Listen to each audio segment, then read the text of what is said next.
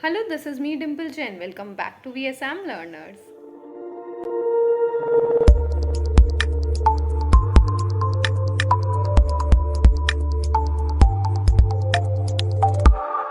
In today's video, we are learning the chapter first of class 11th, The Living Word.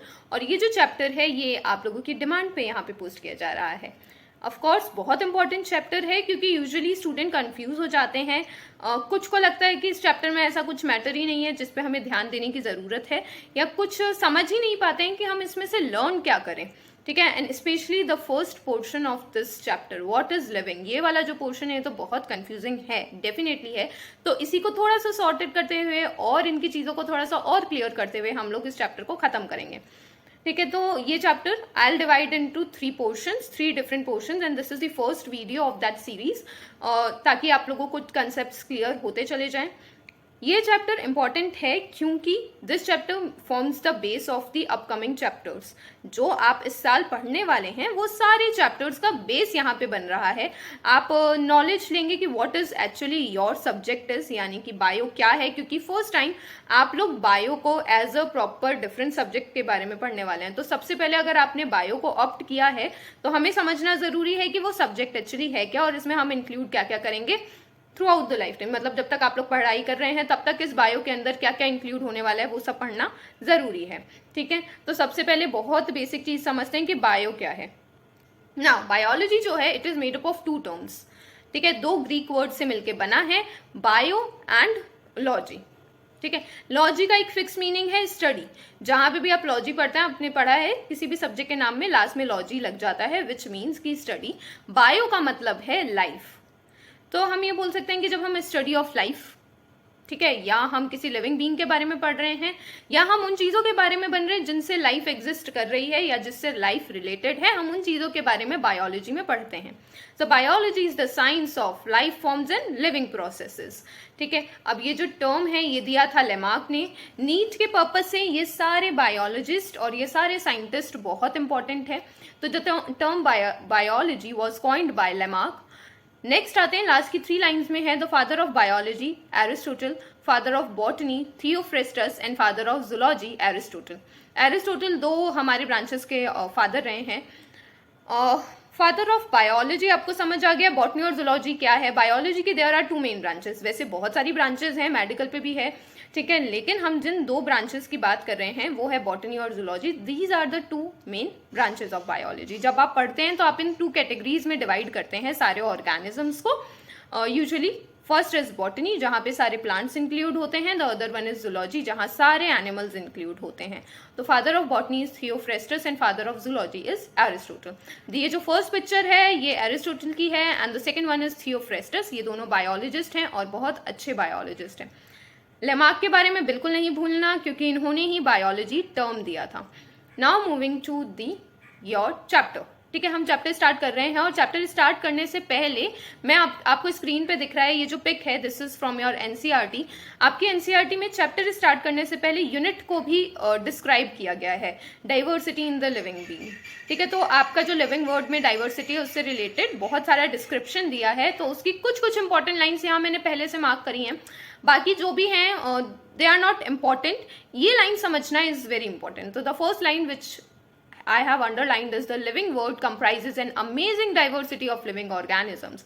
ये जो हमारी दुनिया है यहाँ पे बहुत अलग अलग, बहुत सारे, बहुत ही प्रकार के हमें अलग अलग लिविंग ऑर्गेनिजम्स देखने को मिलते हैं. बैलेंस्ड है. Now the next term is कि हमारा जो ये लिविंग वर्ल्ड है it contains of animate and inanimate matter. इसे बहुत ज़्यादा कंफ्यूज नहीं होना है. एनिमेट का मतलब है लिविंग एंड इनएनिमेट का मतलब है नॉन लिविंग मैटर. तो यही कहना चाह रहे हैं कि जो हमारी पूरी दुनिया है यहाँ लिविंग और नॉन लिविंग मैटर एग्जिस्ट करता है.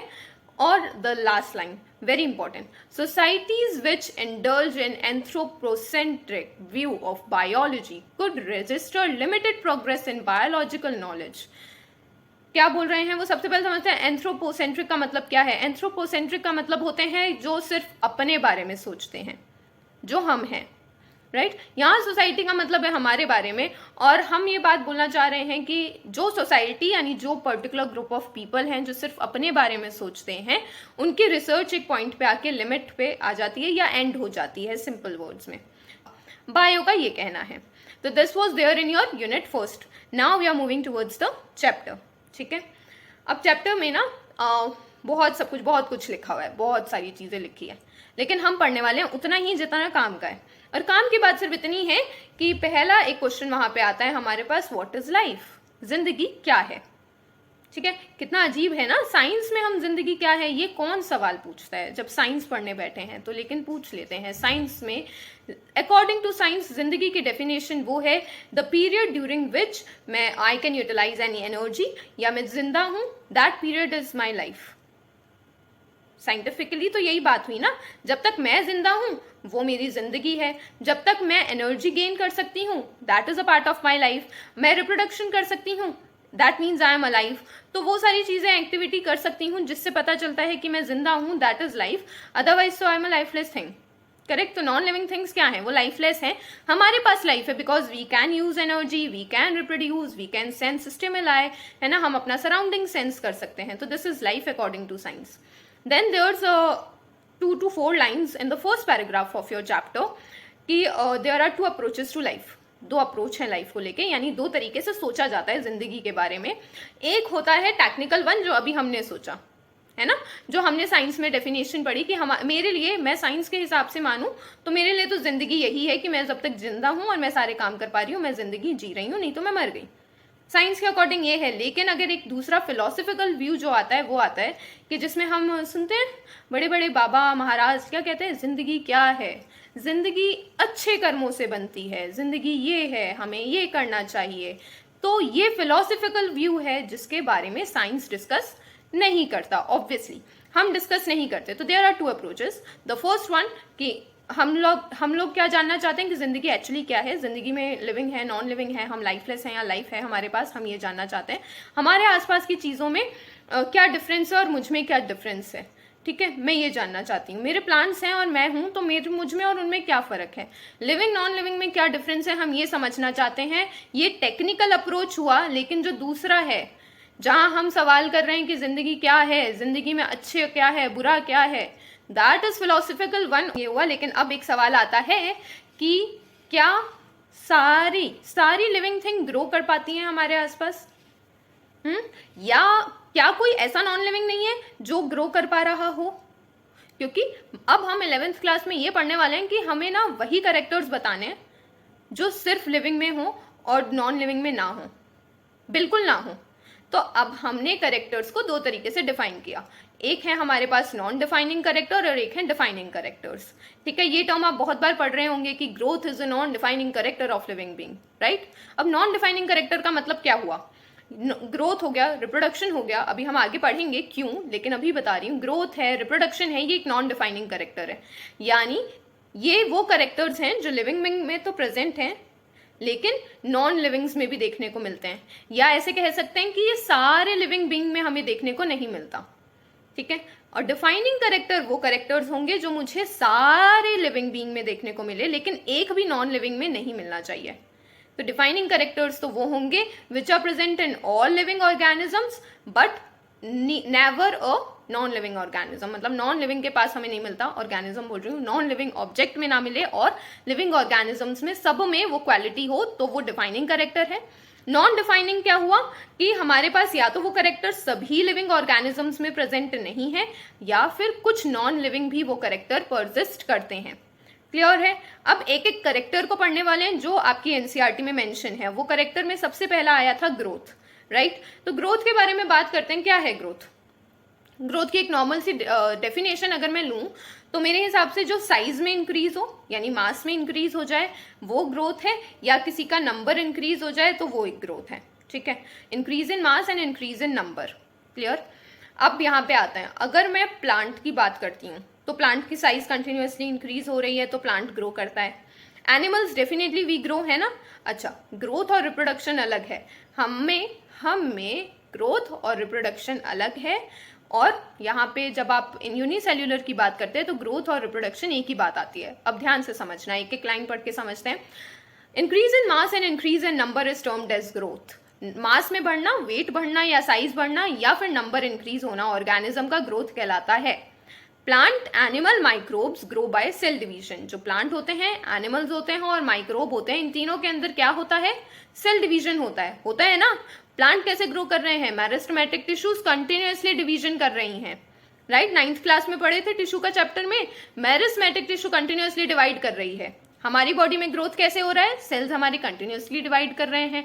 इंजरी हो जाती है तो वो ठीक कैसे होती है? क्योंकि सेल कंटिन्यूअसली डिवाइड कर रहा है, तो सेल डिवीजन होता है। और माइक्रोब्स में आपने पढ़ा था बाइनरी फिजन हो रहा है तो डिवीजन हो रहा है। Cell division also occurs to replace the worn out cells, ठीक है। चोट लग जाएगी हमारी, कोई छिल जाता है हमारा घुटना, हमें कोई बीमारी भी हो जाती है, हमारे सेल्स की अमाउंट कम होने लगती है, तो कुछ भी तरीके से हमारे सेल्स को रिपेयर करना हो या फिर सेल्स को वापस से रिप्लेस करना हो तो सेल डिवीजन होता है। This is intrinsic growth. क्या मतलब है इंट्रिंसिक ग्रोथ का? It is a defining property of living things. अब समझाते हैं क्या बात है। इंट्रिंसिक ग्रोथ का मतलब क्या हुआ? इंट्रिंसिक ग्रोथ मतलब जो मेरे बॉडी के अंदर हो रहा है, ठीक है, जो मेरे बॉडी के अंदर हो रहा है, और ये एक डिफाइनिंग प्रॉपर्टी है। इंट्रिंसिक ग्रोथ, मेरे बॉडी के अंदर डिवीजन हो रहा है, और ये लिविंग बींग्स की डिफाइनिंग प्रॉपर्टी है। इसका मतलब ये सिर्फ लिविंग बींग्स में होगा। अब बात करते हैं मल्टी सेल्यूलर ऑर्गेनिजम्स में। In multicellular organism growth and reproduction are exclusive events. Multicellular organism जो है, यानी कि हमारे में जो ग्रोथ है और रिप्रोडक्शन है वो अलग अलग एक्सक्लूसिव इवेंट है। मेरे ग्रोथ होने का मतलब मेरी हाइट बढ़ना है या मेरा वेट बढ़ना है, और रिप्रोडक्शन का मतलब है मेरी नेक्स्ट जनरेशन का आना, राइट। लेकिन क्या यही यूनिसेल्यूलर में होता है? यूनिसेल्यूलर में ग्रोथ का मतलब क्या है? उनकी साइज का इंक्रीज होना। वो ग्रोथ में और रिप्रोडक्शन में दोनों में एक ही काम करते हैं, सेल डिवीजन करेंगे। और जैसे ही उनका सेल डिवीजन होगा वो तो क्या करेंगे? रिप्रोडक्शन कर दिया उन्होंने, तो क्योंकि उनके पास क्या है? एक ही तो सेल है। तो अब ग्रोथ और रिप्रोडक्शन उनका इंक्लूसिव इवेंट है, हमारी बॉडी में वो एक्सक्लूसिव इवेंट्स हैं, ठीक है। However, according to definition, non living object also grow due to the accumulation of material on the surface. अब जरा ध्यान दो, अगर मैं बोल रही हूं ग्रोथ का मतलब है मास का बढ़ना, राइट, तो क्या मेरे कोई भी नॉन लिविंग थिंग का मास नहीं बढ़ता कभी भी? क्या पहाड़ पे पत्थर और आ जाते हैं, स्नो लग जाती है, कोई एक्यूमुलेशन हो जाता है उन पे सॉइल का, तो क्या पहाड़ का मास इंक्रीज नहीं हो रहा है? बताइए, होता है ना, पहाड़ का भी मास इंक्रीज हो रहा है। बहुत सारे नॉन लिविंग ऑब्जेक्ट्स हैं जिनका ग्रोथ हो रहा है। अकॉर्डिंग टू डेफिनेशन उनका मास इंक्रीज हो रहा है, तो मैं कह सकती हूँ कि उनका ग्रोथ हो रहा है। और वो ग्रोथ बाहर की तरफ है, उनके किसी चीज के अंदर ग्रोथ नहीं हो रहा, वो ग्रोथ उनके बाहर हो रहा है। लेयर्स जो भी ऐड होंगी वो बाहर ऐड होंगी, तो वो एक तरीके का एक्सट्रिंसिक ग्रोथ है। और एक्सट्रिंसिक ग्रोथ डिफाइनिंग प्रॉपर्टी नहीं है, it is a non defining property of living being, क्योंकि ये हमें नॉन लिविंग थिंग्स में देखने को मिलता है, ठीक है। तो जब हम ग्रोथ की बात करेंगे तो ग्रोथ में इंट्रिंसिक ग्रोथ जो है वो तो डिफाइनिंग प्रॉपर्टी है, और जो एक्सट्रिंसिक ग्रोथ है वो नॉन डिफाइनिंग प्रॉपर्टी है, ठीक है। अब यहाँ पे इस ग्रोथ को समझाते टाइम मैंने जितनी भी इंपॉर्टेंट लाइन थी आपकी एनसीईआरटी से वो सब इंक्लूड करी हैं। सबसे इंपॉर्टेंट वो एक्सक्लूसिव इवेंट्स जो यूजुअली नहीं समझ आता है, होपफुली अब समझ आ गया होगा, और एक्सट्रिंसिक और इंट्रिंसिक ग्रोथ आपको समझ आ गया होगा, ठीक है। Now moving to the next character, reproduction. Reproduction is what? It is the production of new individual or progeny, right? It is the production of what? एक नया individual का आना और एक नई progeny का बनना. Now this property is not shown by any non-living object. ये जो property होती है ये कोई भी non-living object show नहीं करता है. But there are some living organisms that cannot reproduce. लेकिन यहाँ कुछ ऐसे organisms भी होते हैं जो reproduce नहीं कर सकते. तो अगेन मैं इस बात पे आती हूँ कि जो हमारा रिप्रोडक्शन है वो एक नॉन डिफाइनिंग प्रॉपर्टी बिल्कुल भी नहीं है। क्यों नहीं है? क्योंकि भले ही ये किसी भी नॉन लिविंग में ना हो, लेकिन ये सारे लिविंग ऑर्गेनिजम्स में भी नहीं होता। इंपॉर्टेंट क्या है, हमें वो लिविंग ऑर्गेनिजम्स के नाम भी याद होने चाहिए जिनमें ये नहीं हो रहा है। पहला एग्जाम्पल है म्यूल का। म्यूल क्या है? खच्चर। खच्चर जो होते हैं वो रिप्रोडक्शन नहीं कर सकते हैं, ठीक है। वर्कर बीज, हनी बी पढ़ा है, हनी बी का ऑर्गेनाइजेशन पढ़ा है, तो उसमें जो वर्कर बी होते हैं वो इनफर्टाइल होते हैं, या मैं कहूँ स्टेराइल होते हैं, वो रिप्रोडक्शन नहीं कर पाते हैं। और इनफर्टाइल ह्यूमन कपल्स, ठीक है। ऐसे भी कपल होते हैं, ऐसे भी ह्यूमन होते हैं जो बेबी को, या तो ऐसी भी फीमेल होती हैं जो बेबी को कैरी नहीं कर सकती, या फिर ऐसे भी मेल होते हैं जिनकी स्पर्म जो होते हैं दे आर स्टराइल और देयर इज एनी प्रॉब्लम, तो वो इनफर्टाइल ह्यूमन कपल हुए। तो क्या ये सारे जो एनिमल्स हैं और जो ये सारे ह्यूमंस की जो मैं बात कर रही हूँ, क्या वो लिविंग ऑर्गेनिजम्स नहीं होंगे? Just because they can not reproduce हम उन्हें लिविंग ऑर्गेनिज्म कहना तो बंद नहीं कर सकते ना।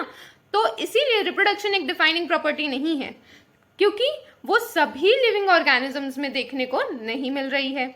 ठीक है। Now reproduction is of two types, ये आप लोग आगे भी पढ़ोगे, पहले भी बहुत बार पढ़ा है कि ए सेक्सुअल और सेक्सुअल होता है। ए सेक्सुअल में गैमीट्स इन्वॉल्व नहीं होते, सेक्सुअल में गैमीट का इन्वॉल्व होता है। ठीक है। Gamete fusion takes place in sexual reproduction. अब जो एसेक्सुअल रिप्रोडक्शन होता है उसके बहुत सारे एग्जाम्पल हैं, जैसे कि आपको बाइनरी फिजन देखने को मिल रहा है अमाइबा में, रीजेनरेशन देखने को मिलता है आपको प्लानेरिया में, और फ्रेगमेंटेशन आप देखते हैं स्पाइरोगायरा में। इस तरीके से बहुत सारे आपने पढ़े हैं। एक इम्पॉर्टेंट बात, बहुत इंपॉर्टेंट बात, नीट के पर्पज से भी और वैसे भी थोड़ा नॉलेज लेने के लिए, कि जो रीजेनरेशन होता है वो प्लानेरिया में देखने को मिलता है, लेकिन जो रीजेनरेशन आप लोग लिजार्ड में देख रहे हैं या जो हमारे ह्यूमन में जो लिवर होता है उसमें होता है, वो ट्रू रीजेनरेशन नहीं होता। रीजेनरेशन एज अ रिप्रोडक्शन का प्रोसेस सिर्फ प्लानेरिया यूज करता है। जो बाकी यूज कर रहे हैं वो यूज कर रहा है, क्यों कर रहे हैं? क्योंकि उनका कोई ऑर्गन डैमेज हो गया है तो उसे ग्रो कर लिया, जैसे कि लिजार्ड अपनी पूंछ को वापस से ग्रो करना होता है तो वो रीजेनरेशन ऑप्ट करती है, लेकिन वो रिप्रोडक्शन रीजेनरेशन से नहीं करती है। रिप्रोडक्शन के लिए वो एग्स ले कर रही है, तो उसमें ट्रू रीजेनरेशन देखने को नहीं मिलेगा, राइट। और जैसे कि हो गए ह्यूमन का लिवर, ठीक है, हमारा एक ही ऐसा ऑर्गन है जो वापस से रीग्रो करता है खुद को, दैट इज लिवर। लेकिन यहाँ जो रीजेनरेशन है that is not a type of a reproduction, ठीक है ना। लिवर क्यों रीजेनरेशन शो कर रहा है? क्योंकि वो डैमेज हो गया, ठीक है। तो रीजेनरेशन, ट्रू रीजेनरेशन में फर्क है। हमें जो रीजेनरेशन प्लानेरिया में देखने को मिलता है दैट इज ट्रू, जो लिजार्ड में है वो ट्रू रीजेनरेशन नहीं है, ठीक है। Now moving towards the next property, जो कि लिविंग, अब देखना है कि क्या जो नेक्स्ट प्रॉपर्टी है वो डिफाइनिंग है या नहीं है, ठीक है। तो नेक्स्ट प्रॉपर्टी के बारे में चल, ओके वेट, या ओहो व्हाट हैपन, बढ़ो, वेट, ये क्या बात हो गई, या सॉरी वेट, मुझे क्यों लग रहा है कि हमने कुछ तो नहीं, fine. So the next property is cellular organisation, ठीक है। सेल्यूलर ऑर्गेनाइजेशन मतलब कि सेल का ऑर्गन होना, सेल का ऑर्गेनाइज होना, या हम सभी ऑर्गेनिज्म में एक ऑर्गन लेवल का होना, लेवल ऑफ ऑर्गेनाइजेशन, जो आप लोग पढ़ते हैं, आगे पढ़ेंगे एक्चुअली एज अ करेक्टर्स, ठीक है, इन चैप्टर 3, 4 वहाँ आप पढ़ेंगे लेवल ऑफ ऑर्गेनाइजेशन के बारे में। यानी कि जितने भी लिविंग ऑर्गेनिज्म हैं उनका कोई ना कोई ऑर्गेनाइजेशन है, इधर वो सेल स्टेज पे हैं, या उनकी बॉडी में टिश्यू डेवलप होने लग गए हैं, या उनकी बॉडी में ऑर्गन है, या उनकी बॉडी ने ऑर्गन सिस्टम डेवलप करना स्टार्ट कर दिया है। लेकिन जितने भी लिविंग ऑर्गेनिज्म हैं उनके पास कोई ऑर्गेनाइजेशन है, उनका जो सेल है वो उनका एक बेसिक और फंक्शनल यूनिट जो है वो उनके पास प्रेजेंट है। किसी भी नॉन लिविंग के पास सेल प्रेजेंट नहीं होता है। तो सेल जो होता है it is a defining property of living beings, क्योंकि ये किसके पास है? ये सिर्फ हमारे पास है। Cell is the basic unit of life, हम सबको पता है। Now some are composed of single cell, जो सिंगल सेल के होते हैं उन्हें हम यूनिसेल्युलर कहते हैं, जो मल्टीपल सेल्स के हैं जैसे हम और आप, तो हम मल्टीसेल्युलर ऑर्गेनिजम्स हैं। Anything less than a complete structure of cell is not considered as doesn't ensure independent living, ठीक है।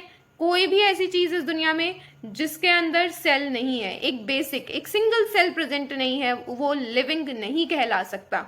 यानी लिविंग क्रिएचर्स मैं उन्हीं को बोलूंगी जिसके पास एटलीस्ट एक सिंगल सेल प्रेजेंट होना चाहिए, यानी वो यूनिसेल्युलर तो होना ही चाहिए, ठीक है। बाकी हमें सब पता है सेल के बारे में, स्ट्रक्चरल और फंक्शनल यूनिट होती है, तो दस ये एक डिफाइनिंग फीचर है, सबके पास है ना। Now moving to next character is metabolism, बहुत इंपॉर्टेंट है, ध्यान से सुनना, और इसकी कुछ 2-3 इंपॉर्टेंट लाइन आएंगी जो नीट के पर्पज से भी इंपॉर्टेंट है। और एनसीईआरटी वाले जो क्लास 11th के बच्चे हैं जो सिर्फ वैसे पढ़ रहे हैं, सिर्फ फिलहाल क्लास को पास करने के लिए भी पढ़ रहे हैं, तो उनके लिए भी ये लाइन बहुत इंपॉर्टेंट है, क्योंकि आई एम श्योर आप कंफ्यूज हुए होंगे। तो ध्यान से सुनना मेटाबॉलिज्म के बारे में। सबसे पहला मेटाबॉलिज्म है क्या? हमारी बॉडी में बहुत सारे केमिकल्स हैं, बहुत सारे एंजाइम्स भी प्रेजेंट हैं, ठीक है, और कंटिन्यूसली हमारी बॉडी एनर्जी हमें प्रोवाइड करवाती रहती है। तो हमारी बॉडी के अंदर केमिकल्स का यूज करके, एंजाइम्स का यूज करके कंटिन्यूअस रिएक्शंस चल रहे हैं। तो बॉडी में होने वाले सारे केमिकल रिएक्शंस को हम मेटाबॉलिज्म कहेंगे। तो sum total of all the chemical reactions occurring in the body of living organism is termed as metabolism, ठीक है। चाहे आप डाइजेशन कह लीजिए, चाहे आप रेस्पिरेशन के दौरान कह लीजिए, ये सब कुछ, चाहे आप फोटोसिंथेसिस कह लीजिए प्लांट्स में, ये सब मेटाबॉलिज्म है। मेटाबॉलिज्म दो टाइप का है, एना या कैटा। एनाबॉलिज्म हो सकता है या कैटाबॉलिज्म हो सकता है। अब एनाबॉलिज्म को समझते हैं। Anabolism is the constructive metabolism, इसे कंस्ट्रक्टिव मेटाबॉलिज्म कहा जाता है। यानी कि हमारे लिविंग ऑर्गेनिजम्स में, ठीक है, हम लोगों में कुछ ऐसे रिएक्शंस होते हैं जो छोटे छोटे छोटे छोटे पार्टिकल्स को मिला के एक बड़ा पार्टिकल बनाते हैं, ठीक है। तो छोटी छोटी चीजों को मिला के एक नया मॉलिक्यूल सिंथेसाइज करते हैं।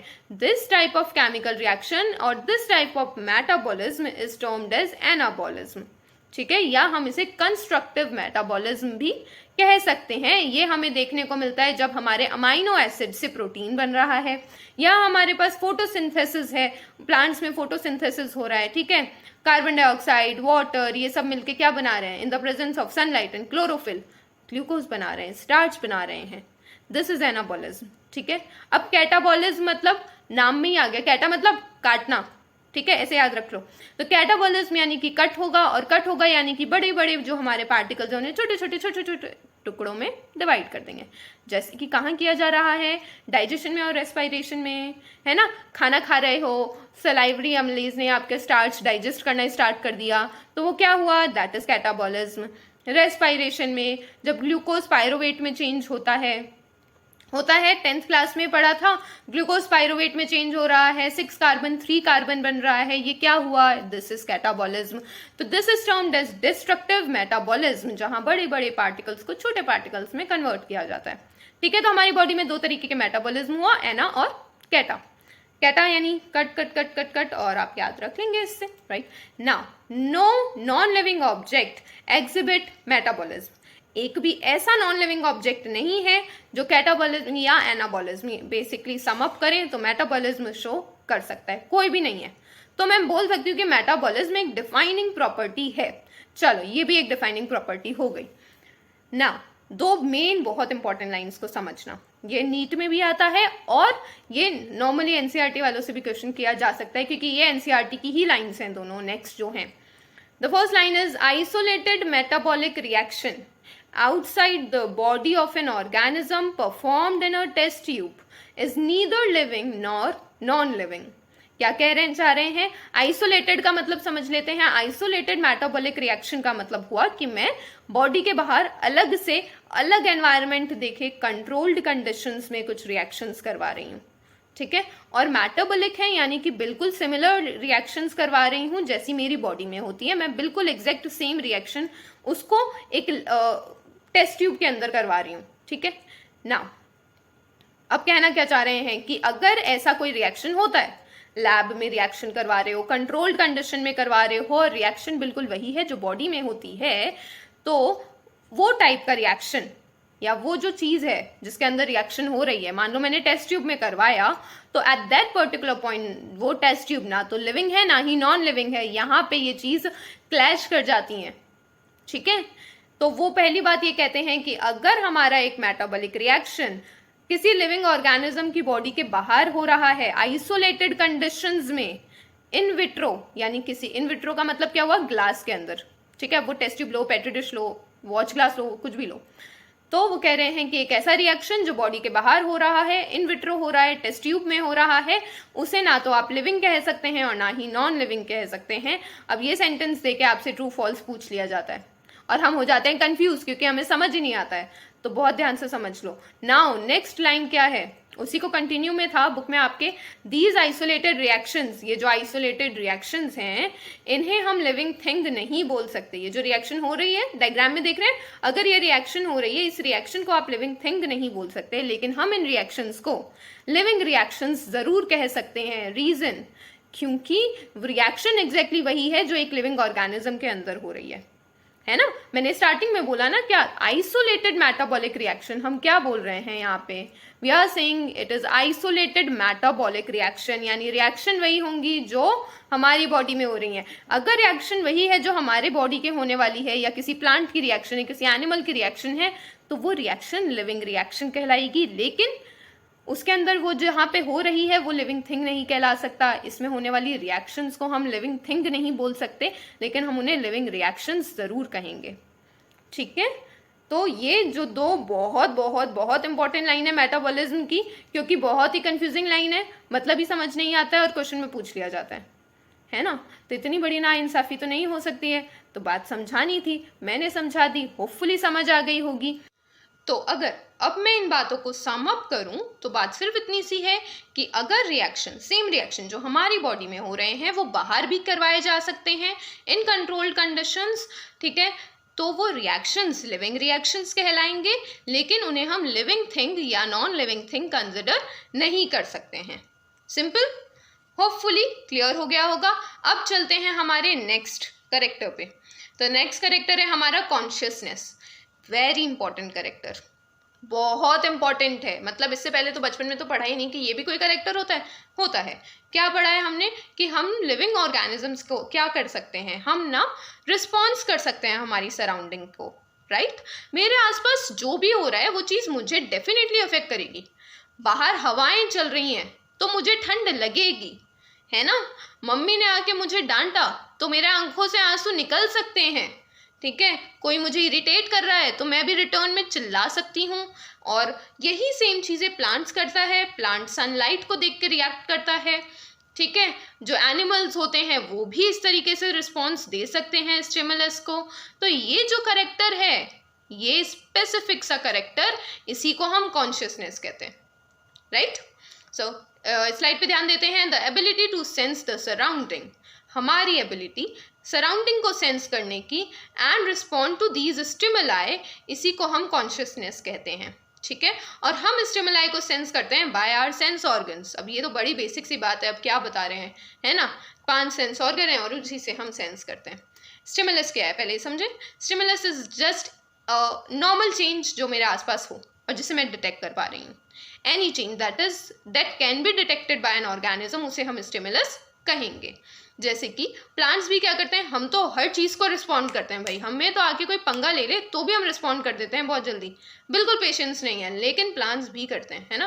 प्लांट्स कैसे करते हैं, प्लांट्स भी सेंस करते हैं और एक्सटर्नल फैक्टर्स को रिस्पॉन्ड करते हैं। लाइट हो गया, वाटर हो गया, सॉइल का पीएच हो गया, उनकी ग्रोथ खराब हो जाती है सॉइल पीएच कम या ज़्यादा होने से, तो वो क्या हुआ उनके लिए, वो उनके आसपास का सराउंडिंग चेंज हुआ तो उन्होंने रिएक्ट किया। आपने पानी उन्हें टाइम से नहीं दिया तो वो सूख गए, उनका रिस्पॉन्स ही तो हुआ। वो यही तो याद दिला रहे हैं कि भाई पानी डालो, है ना। तो प्लांट भी रिस्पॉन्स करते हैं, एनिमल्स तो करते ही हैं, प्लांट भी रिस्पॉन्स करते हैं। All organisms from prokaryote to eukaryotes, सारे, चाहे वो प्रिमिटिव हों चाहे वो एडवांस हों, सारे के सारे ऑर्गेनिजम्स स्टिमुलस को सेंस कर सकते हैं और वो रिस्पॉन्ड भी कर सकते हैं, राइट।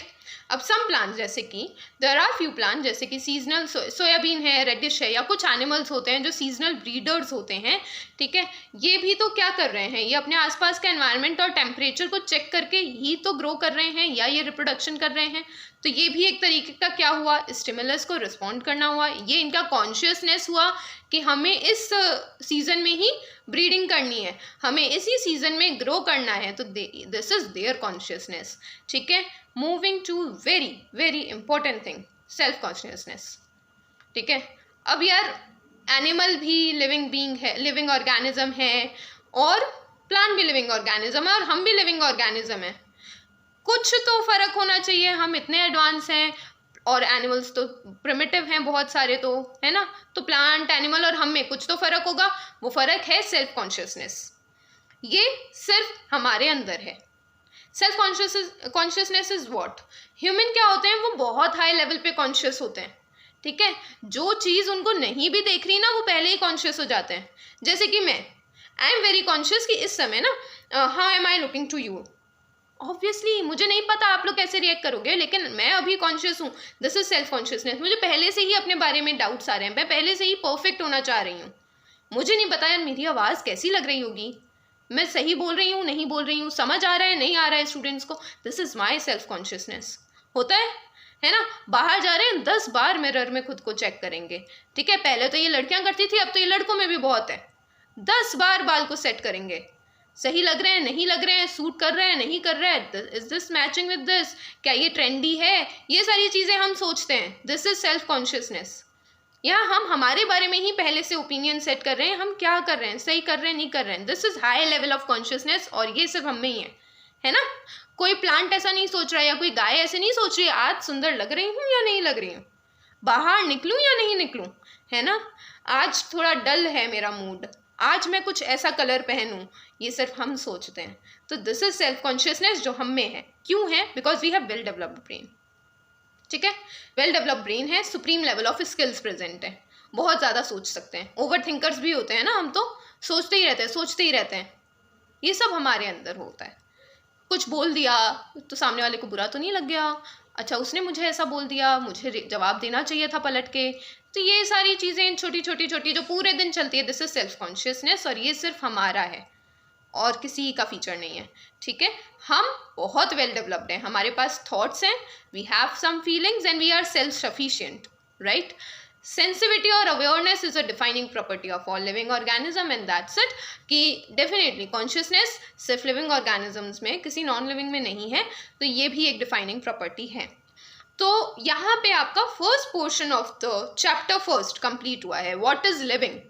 बहुत सारे करेक्टर्स थे जिसमें हमें सिर्फ ध्यान देना है कि डिफाइनिंग करेक्टर्स कौन से हैं, नॉन डिफाइनिंग कौन से हैं। नॉन डिफाइनिंग करेक्टर्स की बात करें तो ग्रोथ और रिप्रोडक्शन, एंड डिफाइनिंग करेक्टर्स में हमारे पास मेटाबॉलिज्म है, कॉन्शियसनेस है, सेल्यूलर ऑर्गेनाइजेशन है, ठीक है? और ग्रोथ में हमने डिस्कस किया था कि ग्रोथ में भी एक्सट्रिंसिक ग्रोथ जो है that is not a defining property, जबकि इंट्रिंसिक ग्रोथ एक डिफाइनिंग प्रॉपर्टी होती है, ठीक है? तो अगर मैं ओवरऑल ग्रोथ की बात करती हूँ तो growth is non defining property, ठीक है? तो आई होप ये वाला पोर्शन अभी क्लियर हो चुका होगा। जल्दी ही इस चैप्टर की नेक्स्ट वीडियो अपलोड हो जाएगी। होपफुली इस चैप्टर के बहुत सारे डाउट्स होंगे तो भी क्लियर हो चुके होंगे, और जो बहुत ही डिफिकल्ट और कॉम्प्लेक्स लाइंस हैं वो भी आप लोगों को क्लियर हो चुकी होंगी। स्टिल अगर कोई डाउट है तो गाइस प्लीज़ कमेंट्स में आप लिख दीजिए कमेंट बॉक्स में। मैं सच में एज सुन एज पॉसिबल आपको रिपोर्ट बैक करने की कोशिश करूँगी, और इधर मैं उन चीज़ों को as soon as possible in the form of a video और अ शॉर्ट में वो चीज़ डेफिनेटली अपलोड कर दूँगी, राइट? तो that's it, thank you, bye bye.